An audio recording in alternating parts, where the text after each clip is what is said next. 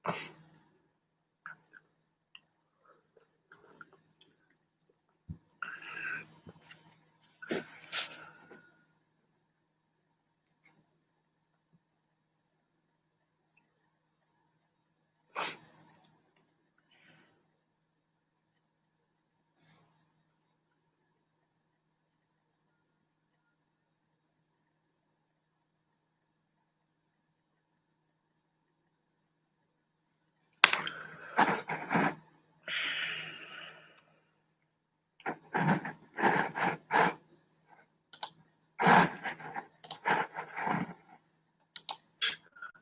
attending our today's session with Lizzie.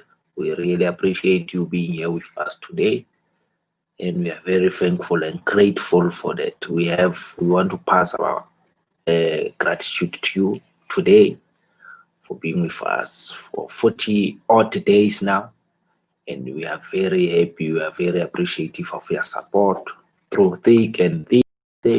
Let God bless you and your families during this alert lockdown level 3, and then we are very appreciative. So thank you very much, ladies and gentlemen. I'm Lizzie Mknebe, and I help engineering executive. I help small, micro, medium enterprises to make sure that they realize the productivity they will have once they synchronize their people, processes, and systems. Systems. I would like to reiterate that systems, in order for them to reach their ultimate potential or your return on investment, your ROI. So the reason why I reiterated the system is because we've got some systems. We've been talking about the processes, although with processes we have not been in details, and then now we have system failure.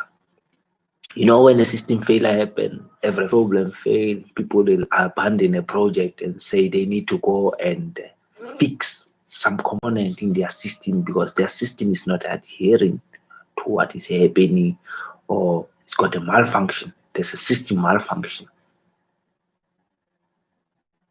We've had a lot of people that are complaining about system failures, especially in the IT sector, your information technology sector, your aeroplane or your aeroplane system integration as well. You hear people saying a flight went down because there was a system problem. We tend to blame everything on the system. But is the system a real problem? Yes, sometimes the system becomes a real problem, like we see in the George Floyd case. I think I will share this week. I've seen some of the protesters in one of the massive movement that has been seen in the whole world of George Floyd, when someone had a placard that is written, I'm sorry for a sensitive language. If there are children that are listening to this, I want to apologize for that. But I've seen this placard that is written, fuck the system. Sorry for the language. That placard is written, fuck the system. And I'm encouraging every day that we need to make sure that 33.3% people are synchronized with the processes and then with the system. But if the system is bad, that system will lead you to a bad return on investment. Yes, you'll make money, but you'll make a bad return on investment. So that is basically what we'll be discussing. I said we pass our condolences to the family of George Floyd, to the Black lives, the people of color all over the world. We pass our condolences because an injury to one is an injury to all. You know, that is what the workers say. But we're saying with the judge under the guard of the police is a death to the whole people of the color. So we need to stand together during this, because I see countries are coming out to say we've got racism that has been boiling. It has now reached a boiling point, or the George Floyd cases acted as a catalyst to make sure that we color who were oppressed all this time come out now with gun blazing. So we're saying this is what has been happening to us. We've been quiet. We've seen the student from Bishop St. Docian College they've come out. We are starting to see cases that are coming out. And then we are starting to see even our leader, the president of the Republic of South Africa, coming is happening. We are supporting the protest that is happening in the US, in line with the police brutality to the people of color. That we have a history, and that history that was under duress, or that we had faced during the apartheid years, we are reminded of by the George Floyd case of our past or our history.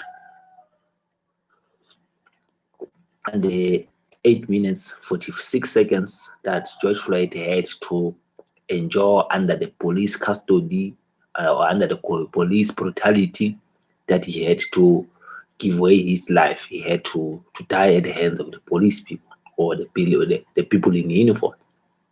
So we took a moment of silence, and then we want to say, we want to encourage everyone to be with us during these trying times. We know it's a time of COVID-19. It's a time of the world or the continent health pandemic, that is on 188 million that are infected with the COVID-19. So in our country at the moment, we are sitting at 50. And let me just get the right statistics. In our country now, we are sitting at around we're sitting at around 50,000. South Africa is sitting at 50,879. Let me get the numbers right. 50,879. We have some recoveries as well in that case from there. And then if you look at the world map, in the world map, as I've said, from our world map, we've got, this is from a reliable John Hopkinson University Medicine worldwide map. Let me go from it here.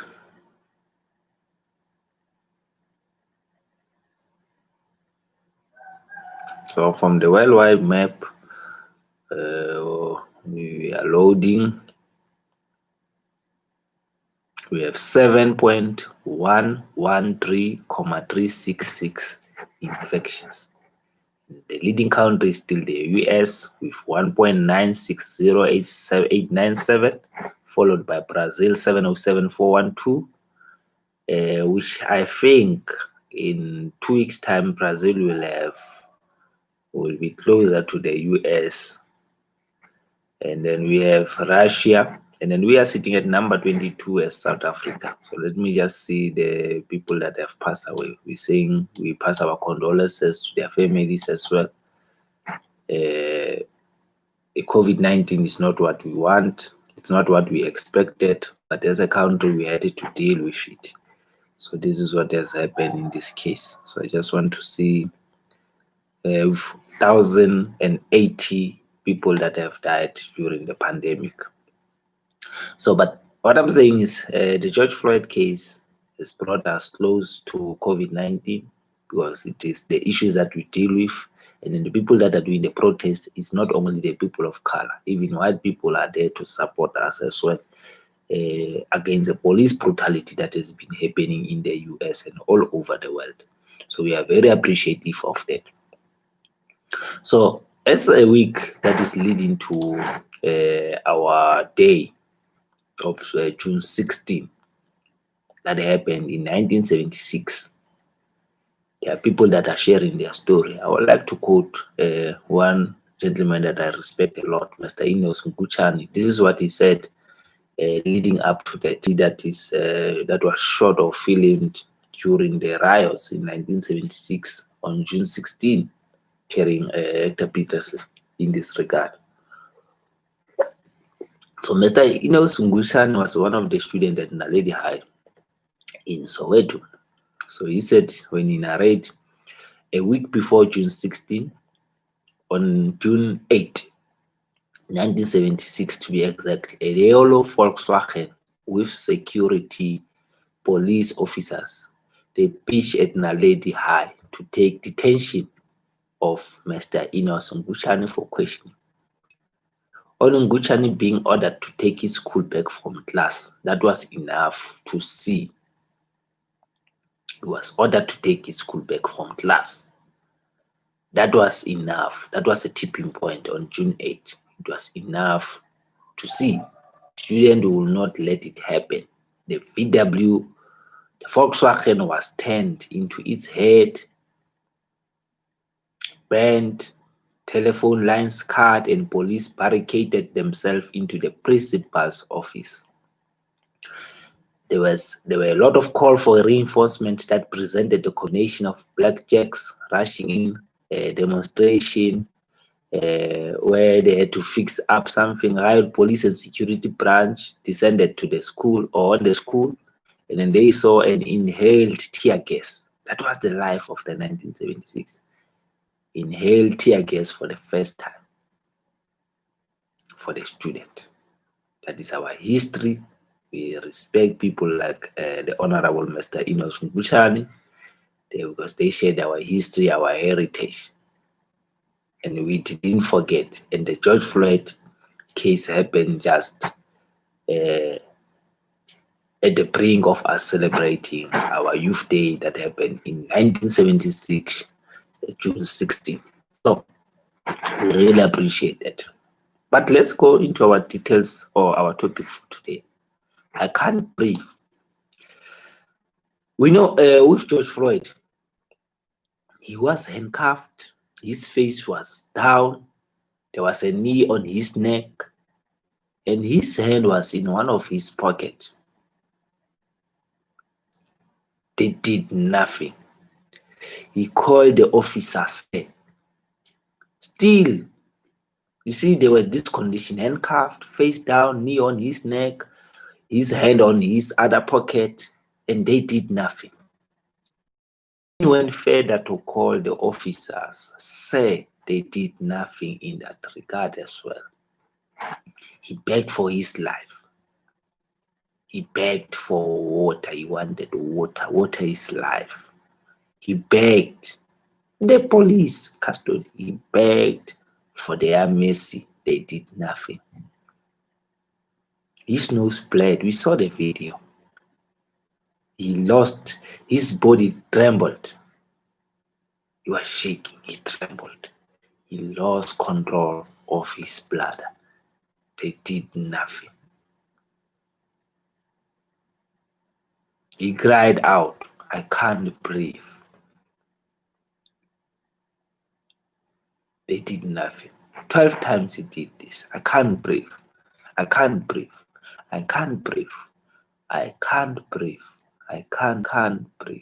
I can't breathe. I can't breathe. I can't breathe. Still, his police officers did nothing. So, one last time, he gasped his last breath and said, It's 5 hours. He lost consciousness. They did nothing. When he was on the brink of losing his consciousness, they could not still. They did nothing. They could not help him. They did nothing. They could not help him. The firefighter demanded to check his pulse. They did nothing. The off-duty medical personnel begged them to stop. They did nothing. Deprived of oxygen, his organs screaming, his brain frantic, they did nothing. They watched him die. They watched his life fading. They watched him going through a slow death. They did nothing. A lynching on the ground, they did nothing. For 8 agonizing minutes, the officers watched. He cried out for his mom, a grown man crying for his mom, for the woman that gave birth to him, and still they did nothing. A black man, a gentle giant, murdered because he was black. He was a person of color. And still they did nothing. The officers should be arrested and still they've done nothing. Don't be too heartless to type this. Rest in peace, George Floyd. May justice be served in your name. May justice be served in your name. Black is human too. No human being is murdered. No human being is more human than another human. So we need to know this. We need to instill this. Our children are not coming to this life to see the racism that as the nation we are suffering. But we are hopeful that they will turn around the clock and then these injustices will not live during their livelihood. So this is just a dedication to your June 16 in combination with George Floyd to say we are appreciative of June 16. We've been through this, through the tough times of apartheid. Our brothers and sisters have fought during the times of apartheid for us to reap the rewards today. But when we start seeing this, we are reminded, even though we've not lived on the struggle, yes, but we are reminded that Black Lives Matter. We are reminded that we are important as people of color. We need to be treated as human beings. So our episode are dedicated on Facebook Live are dedicated because our fathers, our brothers and sisters that had fought, some of them have lost their lives, some of them have not returned to South Africa. We see on television every now and then during our Freedom Day, during our historic days, we hear of bodies that are being returned to South Africa. They are repatriated from other countries to be buried in their hometowns. Those are the guys that stood the test of time. They went in, they were fighting for us to be free today. So we must be very appreciative of that. Our freedom, our heritage, our history as a country relies, or we owe credit to them. Our stalwarts, our freedom fighters, our student leaders during those times, because that was a tough time in 1976. But we are very appreciative of you guys. George Floyd has opened a lot of wounds for South Africans. So with that being said, ladies and gentlemen, please remind yourself to follow us on our YouTube channel. You must also subscribe on our Facebook, our LinkedIn, our TikTok. We are there. And then with the spirit of George Floyd, may his soul rest in peace in our struggle stalwarts during the 1976 pandemic, and the ones that are still alive to tell us the history, what they have went through. We are very appreciative of you. And with that being said, from us at Lizzo Nation, we want to say God bless. And then thank you very much for watching. Watch our episode again tomorrow morning during this. And we apologize for lunch with Lizzo because we are still doing the final snaking time on our project on site, but we'll be finalizing at the end of this week. In fact, tomorrow. But we won't promise a lot on lunch with Lizzo. We are hoping to be up and running next week, just to be on the safe part. Thank you very much, and God bless.